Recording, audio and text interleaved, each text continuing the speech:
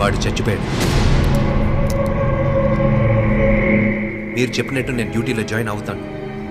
కానీ అంతకుముందు నా చెల్లెలు చావుకి, ఆ అబ్బాయి చావుకి ఎవరు కారణమో నేను కనిపెట్టే వరకు నిద్రపోను సార్.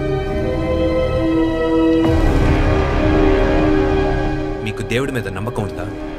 ఉంది.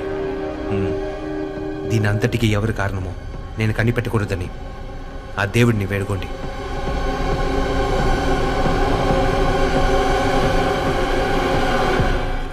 ఒకటి దాచడానికి ఇంకొకటి, దాన్ని దాచడానికి మరొకటి అని వరుసగా 4 హత్యలు చేసేశాం.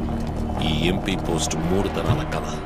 ఈ పనికి మరిని ఎదవ ఎలుక తవ్వినట్టుగా అన్నిటినీ తవ్వి నా ముందుకొచ్చి నించునేలా ఉన్నాడు. వాడు నా ముందుకు రావాలని కల్లో కూడా అనుకోకూడదు. పోతే ఆ అమ్మాయి సైడ్ ఏదైనా వదిలేసామా అని ఒకసారి ఆలోచించు.